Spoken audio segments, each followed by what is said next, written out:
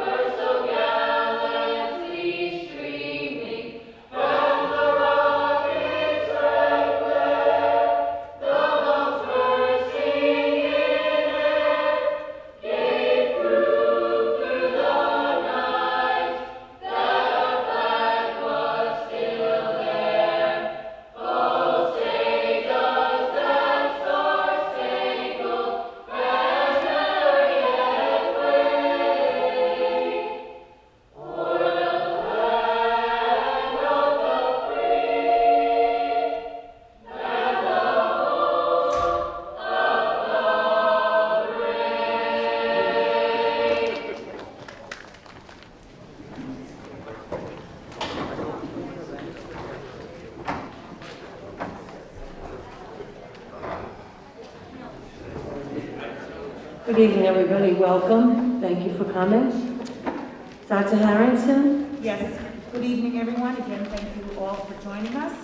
So October is traditionally the month of the year in New York State that we recognize school boards across the state. So I think it goes without saying that those who know Oceanside, who know our school board, know how incredibly hardworking they all are.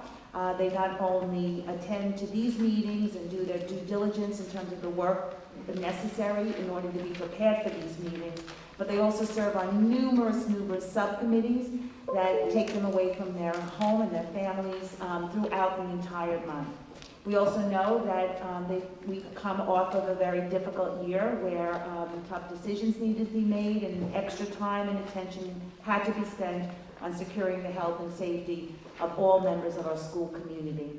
So I know I speak for all of us when I acknowledge and I thank our school board. I'm happy to tell them that in their Friday packet this week, they will actually get some notes written by some of our own students, acknowledging and thanking them for their hard work. And I know you will get a true joy out of reading some of those. I also would like to share this opportunity to acknowledge and thank our board with our PTA Council co-presidents Laura Lisi and Tara Stroma.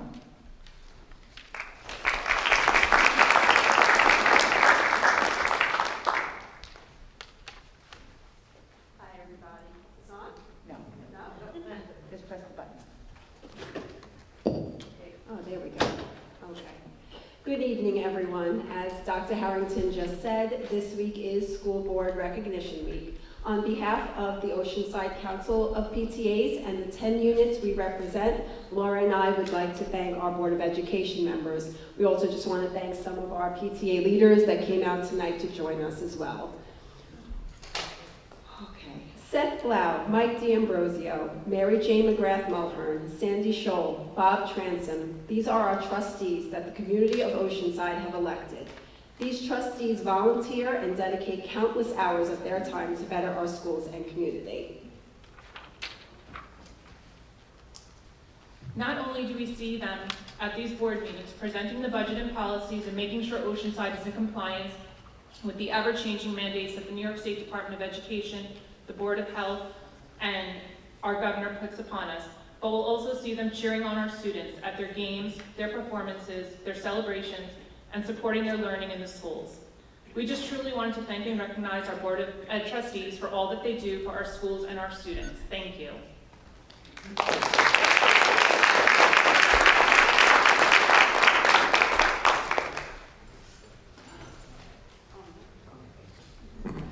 And on behalf of the board, we'd like to thank you for all you do for our students. Without the PTA involvement, our students would not have all the benefits that they have, and we'd like to thank you from the bottom of our hearts. Thank you. You're welcome. We did just realize we left some names off our list, and we obviously are embarrassed and apologize for that. He just got a little nervous, not to worry, Ms. Drummond, but we know he's there. Okay. Right now, I need a motion for approval of the minutes from the September 22nd, 2021 regular meeting. I make that motion? Move them. Second? Second. Any questions? Motion, all in favor? Aye. Any opposed? Any abstain? Motion carries. I need a motion to approve the October 6, 2021 Special Board of Education meeting minutes. Second. Any questions? All in favor? Aye. Any opposed? Motion carries. Financial report. I need a motion to file for audit the treasurer's report, the transfer of funds, and the internal claims audit review. I'll motion. Second. Move to file. Second. All in favor? Aye. Any opposed? Any abstention? Motion carries. Okay. Now, at this time, we're going to do the report from our school district auditors, and we welcome Alexandria Battaglia, CPA, and Mr. Coakley for the presentation of the report. Thank you. Sure, I forgot all over this. Good evening, everyone. I do want to let everyone know that I did discuss the financial statements and communication letters in full detail with the audit committee. Basically, there's two sets of financial statements where we have the modified accrual basis, which is short-term in nature, it's just your operating budget, and then we convert that into accrual basis of accounting, which means that we put on all your long-term assets and long-term liabilities. The school districts are required to follow GASB, which is your Government Accounting Standards Board, and they implement new standards every year. The new standard for this year was GASB Statement number 84, which is fiduciary activities. Basically, it was a reporting change, so we took some of your activities and had to move them into different funds. We also discussed your reserves and the funding level. The district is at a good level with their reserves. The district does have a fund balance plan, and they update that annually to make sure that they're in compliance with the laws and regulations. Overall, the district does have a healthy balance sheet, especially coming out of COVID and reopening the schools. The district had to have a lot of expenses.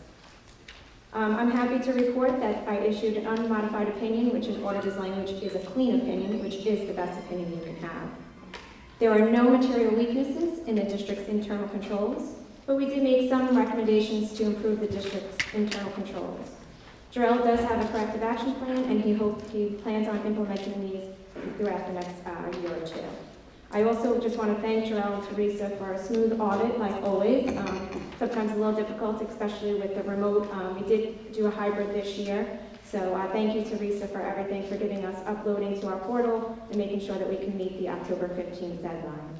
I'd be happy to take any questions from the board at this time. Does anybody from the board have any questions? Okay, no questions from the board.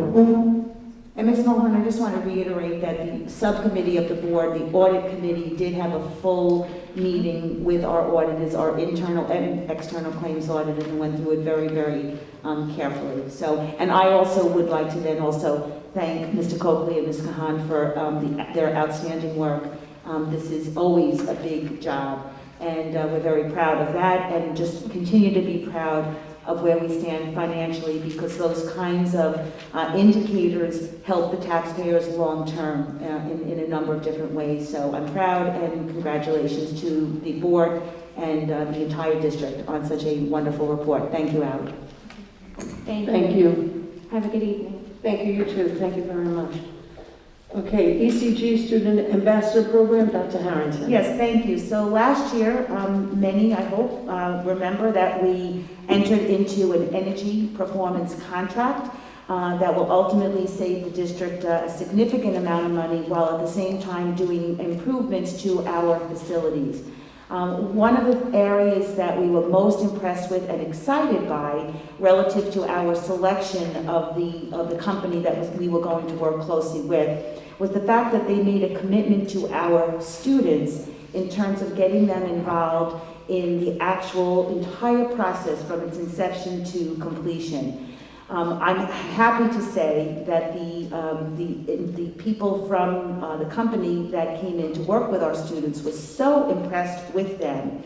And you might recall we had an actual board meeting here where our students actually presented to the board, but the individuals were so impressed. Not only, by the way, did one of our seniors from last year, who's now graduated, did she have a full paid internship over the summer based on her efforts and what she demonstrated. But they also then asked, would we consider letting our students be part of a presentation at the state level conference of school superintendents? Ms. Provito and I were in attendance at that conference, so we participated in this actual workshop.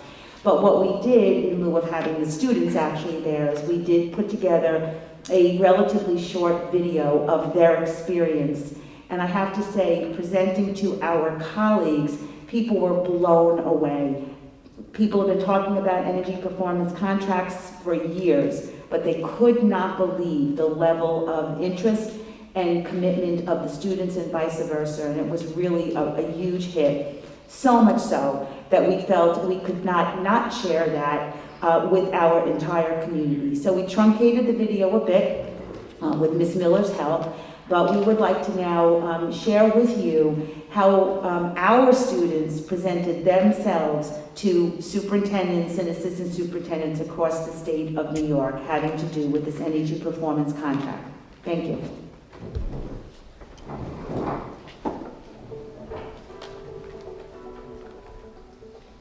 Hi, my name is Lindsay Chekhov. I'm a junior at Oceanside High School, and I plan on studying engineering in college. Hello, my name is Christian. I'm currently a senior at Oceanside High School. And for the future, I plan on double majoring in mechanical engineering and computer science in college. Hi, I'm Ava Blau, a junior at Oceanside High School, and I'm interested in studying architecture in college.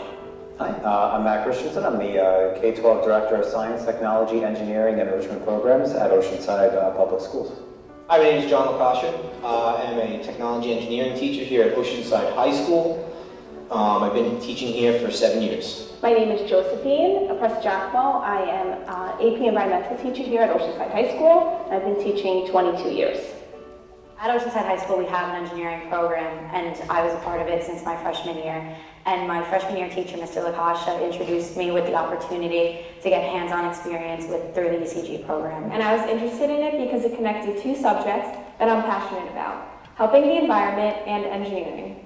And that's what really got me interested, is connecting what I learned in the classroom to real-world applications. I was interested because I wanted to get hands-on experience since I want to go into the engineering field with my life. The hands-on activities we did with ECG was the building walkthrough, which the custodians allowed us to stay after school and look at the different systems we have in the high school, such as the boiler system and the lighting. And then we went through all of the rooms in the school, seeing how we were wasting energy in smaller ways, such as leaving the lights on or leaving computers on. After that, we went through a sample budget with ECG, where we looked at what energy systems were needed in the budget and what we could take out to make sure that the budget paid itself back.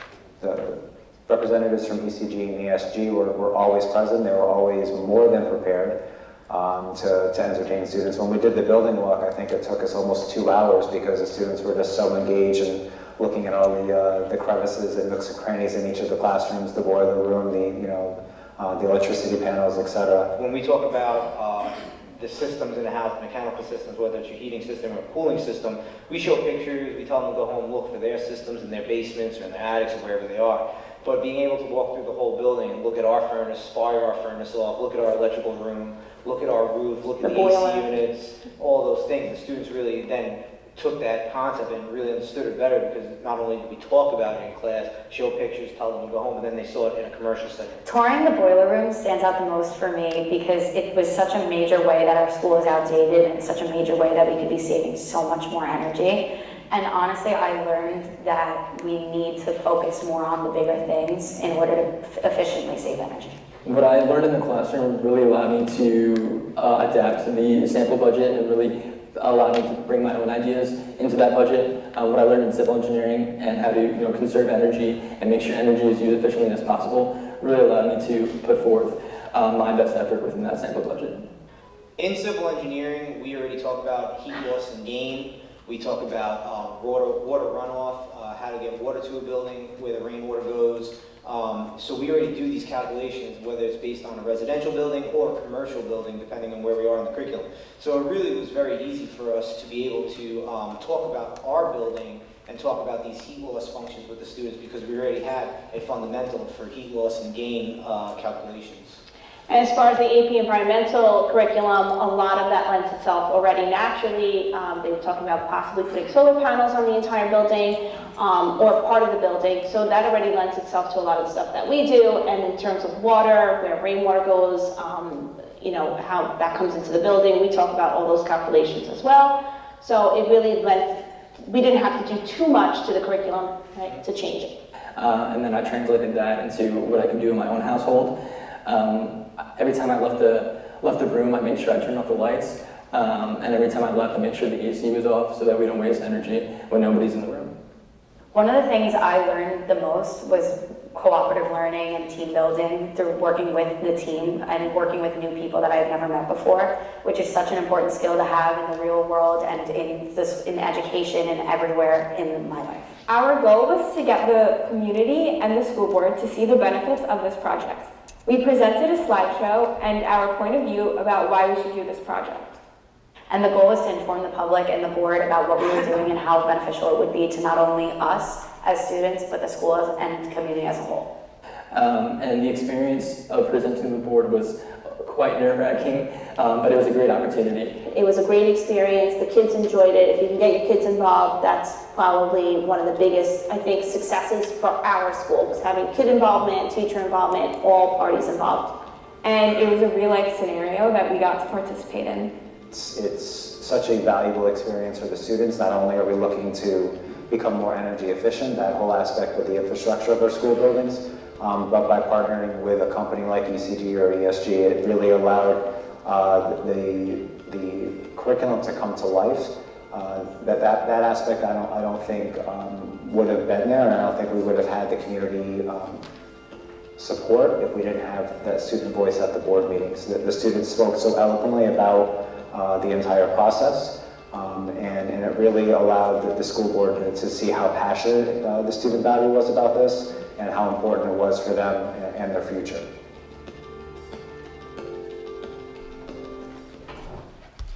So again, I thank our teachers and the board for putting your faith and trust in us, in allowing us to get our students that involved. And we are really looking very much forward to the beginning of this work. I will tell you that the scope of the work has been completed. The designs are up at the state. We do have to get state approval in order for it to happen. We expect that to happen relatively shortly, and as soon as it does, the actual work will begin. And once again, our students will be intimately involved with that work. So very excited by that. Thank you so very much. Thank you. Okay, Dr. Mitchell, Sources of Strength, the Ryan Patrick O'Shea Foundation.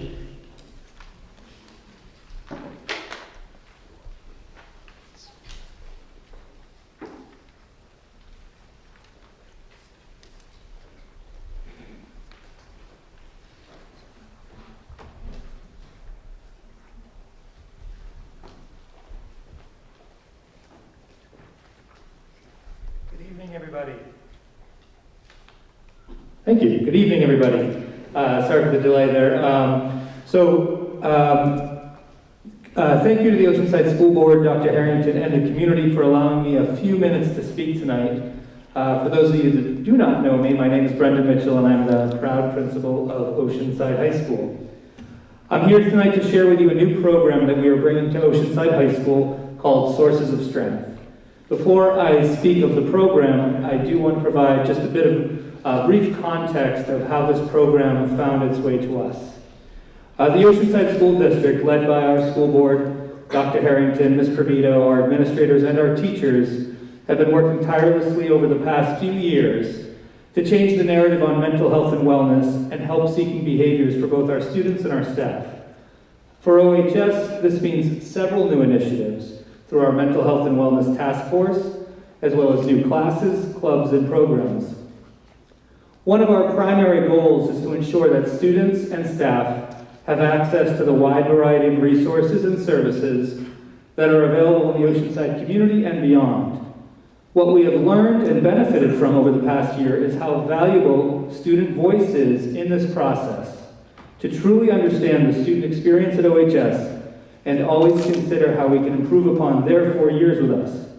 So again, I would just like to thank the board and Dr. Harrington for this and give Ms. Provito a special thanks for her commitment to the mental health of our students. So on the point of student voice and empowerment, I'm truly excited to introduce our newest program, Sources of Strength, to you tonight. Sources of Strength is a nationally recognized and endorsed program that is dedicated to building protective influences for students and providing multiple pathways for students in crisis situations.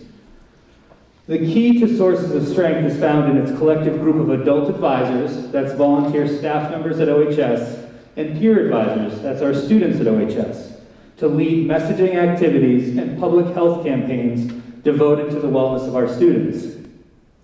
Sources of Strength will train, support, and assist our team of students and staff here at OHS to work towards calling upon the strengths of our students, community, family, friends, healthy activities, among other areas, that we can create to form protective influences for our entire school community and the entire Oceanside community.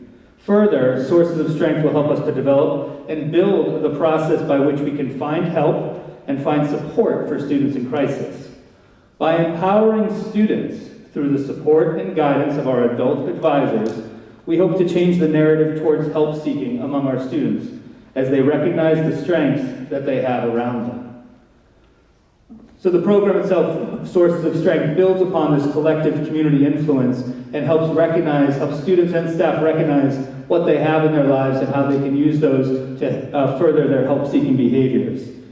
We're thrilled to bring Sources of Strength to our school, and we are even more excited to do this in partnership with the Ryan Patrick O'Shea Foundation, whose generosity, compassion, and dedication to the mental health of adolescents has made this all possible. Now, the reason I was kind of delaying in my slow walk up here is the Ryan Patrick O'Shea Foundation will be here this evening. They are not right here just yet, as they're actually in Freeport right now, doing some similar good work with the Freeport community. So they'll be here later today or later tonight, and I hope to give them their due recognition at that time. But the foundation did reach out to us last year with the possibility of bringing Sources of Strength to Oceanside, and we're so incredibly grateful for their support. So our own Donna Gales is a member of the board of the Ryan Patrick O'Shea Foundation, and Mr. John O'Shea himself will be here shortly thereafter, at which point I hope we can call him up and give him a big round of applause. So this is what Sources of Strength will be doing in our school. The program timeline, we're recruiting adult advisors. I'm very excited to announce how many willing participants we had among our teachers and staff at Oceanside High School.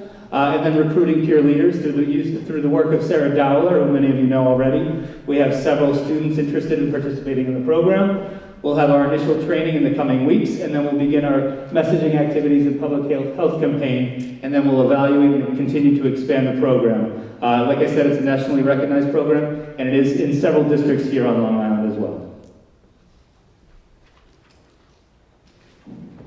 Any questions from the board? Does the board have any questions? Mr. Transit? How would the program fit into a student's day?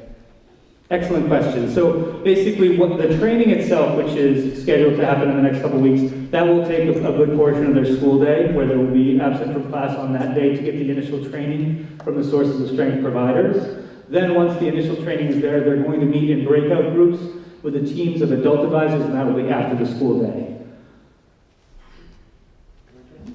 Mr. D'Ambrosio? Dr. Mitchell, how did we stumble upon this? I mean, how did we get this grant, this program, this generosity? That's truly the amazing part of this is sources of strength is something we had known about and we had kind of talked about among in part of our mental health campaign. But truly the Ryan Patrick O'Shea Foundation did approach us as they've been doing this great work with other school districts. The foundation itself is located in Rockville Center, and they started in Rockville Center the Sources of Strength program last year. To great success, and then they wanted to continue to encourage the work of Sources of Strength, so they brought it to us as well. So part of the process, I reached out to Mr. Murphy, who's the principal at Southside High, to talk to him about his experience with Sources of Strength, and he had nothing but positive things to say about it. And I would also add, Dr. Mitchell, that Donna Gales, as you mentioned before, was tenacious. She was not going to give up. And her word means a tremendous amount to us, and we certainly wanted to follow up on that. Any other questions from the board? Okay. No other questions. Thank you, Dr. Mitchell. And let us know when the O'Shea family arrives. Thank you so much. I appreciate thank it. you. Thank you. Thank you.